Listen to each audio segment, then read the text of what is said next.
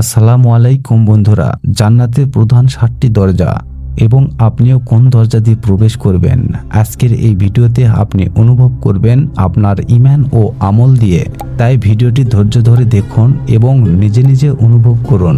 যখন মানুষের রূহ জান্নাতের দরজার সামনে, তখন হিসাব কিতাব শেষ হয়ে যাবে, তার নাম ডাকা হবে এবং তার আমলনামা তার ডান হাতে দেওয়া হবে। জান্নাতের দরজায় একজন ফেরেশতা দাঁড়িয়ে থাকবেন যাকে রিজওয়ান বলা হয়। তিনি জান্নাতের প্রবেশের আগে নারুল হায়াতের এর কাছে নিয়ে যাবেন। সেখানে গোসল করানো হবে, যার ফলে দুনিয়ার সব কষ্ট, সব দুঃখ, সব খারাপই দূর হয়ে যাবে। শরীর উজ্জ্বল হয়ে উঠবে, উচ্চতা হবে 60 হাত হযরত আদম আলাইহিস সালামের মতো এবং বয়স হবে 33 বছর। জান্নাতের 1 নম্বর দরজার নাম হলো বাবুল সালহা। এই দরজা দিয়ে নামাজীদের জন্য, যারা নিয়মিত সালাত আদায় করত, তাহাজ্জুদ, ফরজ ও সেজদায় লিপ্ত থাকত, তারা এই বাবুল সালহা দরজা দিয়ে প্রবেশ করবেন জান্নাতে। 2 নম্বরে রয়েছে বাবুল জিহাদ। যারা আল্লাহর পথে দ্রুষ্য ছিল এবং ইসলামের জন্য যুদ্ধ করেছিল, তারা এই বাবুল জিহাদ জান্নাত দরজা দিয়ে প্রবেশ করবেন। 3 নম্বরে রয়েছে বাবুল রায়আন। রোজাদারেরা এই জান্নাতের দরজা দিয়ে প্রবেশ করবেন। রমজানে যারা রোজা রেখেছিল আল্লাহকে সন্তুষ্ট করার জন্য এবং তার প্রতিদানে এই দরজা দিয়ে তারা প্রবেশ করবেন। 4 নম্বরে রয়েছে বাবুল সাদগা। যারা গোপনে দান করত এবং গরিবদের সাহায্য করত, তারা এই বাবুল সাদগা দরজা দিয়ে প্রবেশ করবেন। 5 নম্বরে রয়েছে বাবুল হজ। যারা হজ ও উমরা আদায় করছেন শুধুমাত্র আল্লাহর সন্তুষ্টর জন্য, তারা এই বাবুল হজ এই দরজা দিয়ে প্রবেশ করবেন জান্নাতে। 6 নম্বরে রয়েছে বাবুল কাজিমুল গায়েজ। যারা দুনিয়াতে রাগ দমন করছেন এবং ক্ষমা করেছেন, তাদের জন্য এই বাবুল কাজিমুল গায়েজ দরজা দিয়ে প্রবেশ করবেন। 7 নম্বরে রয়েছে বাবুল ইমান। সাধারণত মুমিনদের জন্য, যারা শিকড় থেকে বেঁচে ইমানের উপর অটল ছিল, তারা যাবে এই বাবুল ইমানের দরজা দিয়ে। জান্নাতের পরিবেশ ও প্রকৃতি নিয়ে কথা বলবো। জান্নাতের মাটি হবে জাফরান ও স্তরকির মতো সুগন্ধযুক্ত। বাতাস থাকবে সুগন্ধিময়। প্রতিটি নিঃশ্বাস হবে ইবাদতের মতো, যেখানে কোনো গরম বা ঠান্ডা থাকবে না। না থাকবে ক্লান্তি, না থাকবে অসুস্থতা। 4 ধরনের নদী থাকবে এই জান্নাতে। স্বচ্ছ পানির নদী, দুধ যার স্বাদ কখনোই পরিবর্তন হবে না। তারপর থাকবে মধুর নদী। তারপর থাকবে এমন পানীয় যা নেশা সৃষ্টি করবে না। এই নদীগুলো জমির উপর দিয়ে প্রবাহিত হবে। তারপর রয়েছে জান্নাতের প্রাসাদ। দূরে ঝলমলে প্রাসাদ দেখা যাবে, যার দেয়াল হবে সোনা ও রূপায় দিয়ে তৈরি। ইট হবে মুক্তা ও ইয়াকুতের মতো। ছাদ থেকে নূর ঝরে পড়বে। ফেরেশতারা বলবে, এটাই তোমার ঘর। এই সবই তোমার নামাজ, ধৈর্য ও গোপন দানের প্রতিদান। জান্নাতের গাছগুলো এবং ফলমূল। জান্নাতের গাছের কাঠগুলো হবে সোনা ও রূপার মতো উজ্জ্বল। ফল তুলতে গেলে ডাল নিজে থেকে ঝুলে যাবে। প্রতিটি কামড় আগের চেয়েও বেশি সুস্বাদু হবে। কোনো বীজ বা কোনো খোসা থাকবে না এই ফলের উপর। পাখি, বাতাস ও পাতার শব্দ হবে তাসবিতের মতো মধুর। জান্নাতের পোশাক হবে রেশমি ও নরম, উজ্জ্বল। মাথায় থাকবে মোটক, হাতে থাকবে কঙ্কল। 70টির বেশি পোশাক দেওয়া হবে এই জান্নাতবাসীদেরকে। প্রতিটি আগের চেয়েও অনেক বেশি সুন্দর হবে। সেখানে সময়ের কোনো চাপ থাকবে না। প্রতিটি মুহূর্ত হবে পরিপূর্ণ। এই জান্নাতে থাকবে নরম বিছানা ও উঁচু আসন। সেখান থেকে পুরো জান্নাত দেখা যাবে। মানুষ তার পরিবারকে স্মরণ করবে, স্ত্রী, সন্তান ও বাবা মাকে।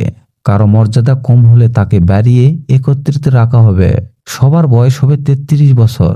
জান্নাতে থাকবে পবিত্র সঙ্গী, তার নাম হুর, যাদের সৌন্দর্য কল্পনার বাইরে। তাদের নূর সূর্যের আলোকেও হার মানাবে। দুনিয়ার নেককার নারীরা হুরদের চেয়েও উচ্চ মর্যাদা অধিকারী হবে। জান্নাতুল ফেরদাউসের বিশেষজ্ঞ।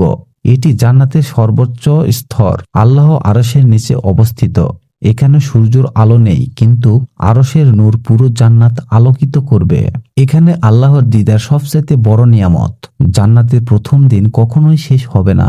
এখানে নেই কোনো মৃত্যু, নেই কোনো ব্যর্থতা। প্রতিদিন আগের দিনের চেয়ে অনেক সুন্দর হবে।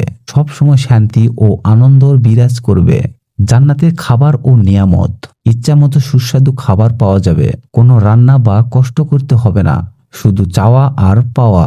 জান্নাতে এত বিশ্বস্ত হবে যে শেষ করে দেখা সম্ভব হবে না। কারো মধ্যে হিংসা থাকবে না। জান্নাতের বাজার। যেখানে বাজার থাকবে কিন্তু কোনো কেনাবেচা নয়, শুধু দেখা সাক্ষাৎ ও আনন্দময়। প্রতি সপ্তাহে সৌন্দর্য বৃদ্ধি পাবে, আল্লাহর সাথে দিদার নসিব হবে। আল্লাহ জিজ্ঞেস করবেন, তোমরা কি সন্তুষ্ট? বান্দা বলবে, হে আল্লাহ, আমি আপনার প্রতি সন্তুষ্ট। এই মুহূর্তই হবে সবচাইতে মূল্যবান ও আনন্দময়। জান্নাতে অন্ধকার নেই, তবে চাইলে শান্ত রাতের মতো পরিবেশ হবে।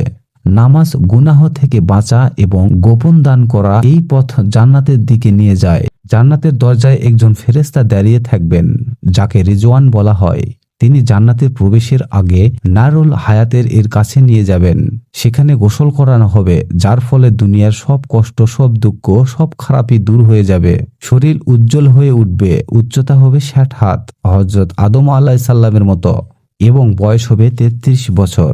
জান্নাতের 1 নম্বর দরজার নাম হলো বাবুল সালহা। এই দরজা দিয়ে নামাজীদের জন্য, যারা নিয়মিত সালাত আদায় করত, তাহাজ্জুদ, ফরজ ও সেজদায় লিপ্ত থাকত, তারা এই বাবুল সালহা দরজা দিয়ে প্রবেশ করবেন জান্নাতে। 2 নম্বরে রয়েছে বাবুল জিহাদ। যারা আল্লাহর পথে দ্রুষ্য ছিল এবং ইসলামের জন্য যুদ্ধ করেছিল, তারা এই বাবুল জিহাদ জান্নাত দরজা দিয়ে প্রবেশ করবেন।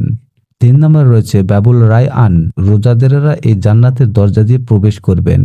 রমজানে যারা রোজা রেখেছিল আল্লাহকে সন্তুষ্ট করার জন্য, এবং তার প্রতিদানে এই দরজা দিয়ে তারা প্রবেশ করবেন। 4 নম্বরে রয়েছে বাবুল সাদগা। যারা গোপনে দান করত এবং গরিবদের সাহায্য করত, তারা এই বাবুল সাদগা দরজা দিয়ে প্রবেশ করবেন।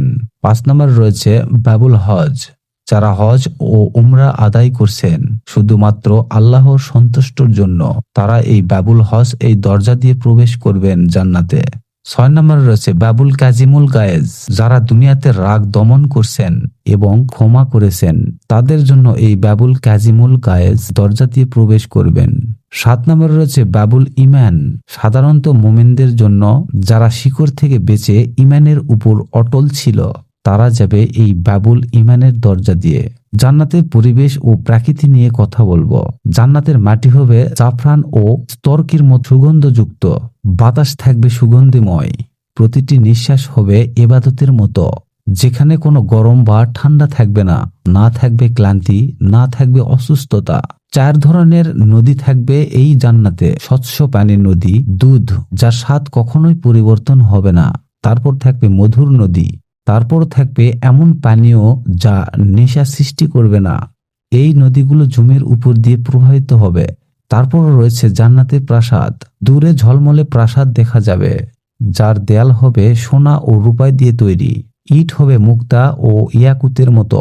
ছাদ থেকে নূর ঝরে পড়বে। ফেরেশতারা বলবে, এটাই তোমার ঘর। এই সবই তোমার নামাজ, ধৈর্য ও গোপন দানের প্রতিদান। জান্নাতের গাছগুলো এবং ফলমূল। জান্নাতের গাছের কাঠগুলো হবে সোনা ও রূপার মতো উজ্জ্বল। ফল তুলতে গেলে ডাল নিজে থেকে ঝুলে যাবে। প্রতিটি কামড় আগের চেয়েও বেশি সুস্বাদু হবে। কোনো বীজ বা কোনো খোসা থাকবে না এই ফলের উপর। পাখি, বাতাস ও পাতার শব্দ হবে তাসবিতের মতো মধুর। জান্নাতের পোশাক হবে রেশমি ও নরম, উজ্জ্বল। মাথায় থাকবে মোটক, হাতে থাকবে কঙ্কল। 70টির বেশি পোশাক দেওয়া হবে এই জান্নাতবাসীদেরকে। প্রতিটি আগের চেয়েও অনেক বেশি সুন্দর হবে। সেখানে সময়ের কোনো চাপ থাকবে না। প্রতিটি মুহূর্ত হবে পরিপূর্ণ। এই জান্নাতে থাকবে নরম বিছানা ও উঁচু আসন। সেখান থেকে পুরো জান্নাত দেখা যাবে। মানুষ তার পরিবারকে স্মরণ করবে, স্ত্রী, সন্তান ও বাবা মাকে। কারো মর্যাদা কম হলে তাকে বাড়িয়ে একত্রিত রাখা হবে। সবার বয়স হবে 33 বছর। জান্নাতে থাকবে পবিত্র সঙ্গী, তার নাম হুর, যাদের সৌন্দর্য কল্পনার বাইরে। তাদের নূর সূর্যের আলোকেও হার মানাবে। দুনিয়ার নেককার নারীরা হুরদের চেয়েও উচ্চ মর্যাদা অধিকারী হবে। জান্নাতুল ফেরদাউসের বিশেষজ্ঞ। এটি জান্নাতের সর্বোচ্চ স্তর। আল্লাহ আরশের নিচে অবস্থিত। এখানে সূর্যের আলো নেই, কিন্তু আরশের নূর পুরো জান্নাত আলোকিত করবে। এখানে আল্লাহর দিদার সবচেয়ে বড় নিয়ামত। জান্নাতের প্রথম দিন কখনোই শেষ হবে না। এখানে নেই কোনো মৃত্যু, নেই কোনো ব্যর্থতা। প্রতিদিন আগের দিনের চেয়ে অনেক সুন্দর হবে। সব সময় শান্তি ও আনন্দ বিরাজ করবে। জান্নাতের খাবার ও নিয়ামত। ইচ্ছামতো সুস্বাদু খাবার পাওয়া যাবে। কোনো রান্না বা কষ্ট করতে হবে না, শুধু চাওয়া আর পাওয়া। জান্নাতে এত বিশ্বস্ত হবে যে শেষ করে দেখা সম্ভব হবে না। কারো মধ্যে হিংসা থাকবে না। জান্নাতের বাজার, যেখানে বাজার থাকবে কিন্তু কোনো কেনাবেচা নয়, শুধু দেখা সাক্ষাৎ ও আনন্দময়। প্রতি সপ্তাহে সৌন্দর্য বৃদ্ধি পাবে, আল্লাহর সাথে দিদার নসিব হবে। আল্লাহ জিজ্ঞেস করবেন, তোমরা কি সন্তুষ্ট? বান্দা বলবে, হে আল্লাহ, আমি আপনার প্রতি সন্তুষ্ট। এই মুহূর্তই হবে সবচাইতে মূল্যবান ও আনন্দময়। জান্নাতে অন্ধকার নেই, তবে চাইলে শান্ত রাতের মতো পরিবেশ হবে। নামাজ, গুনাহ থেকে বাঁচা এবং গোপন দান করা, এই পথ জান্নাতের দিকে নিয়ে যায়। আল্লাহ যেন আমাদেরকে জান্নাতুল ফেরদাউস দান করেন, আমিন। জান্নাত এমন এক জায়গা যেখানে চিরন্তর শান্তি, পরিপূর্ণতা বিরাজ করে। আল্লাহ যেন আমাদের এই মর্যাদা দান করেন, আমিন।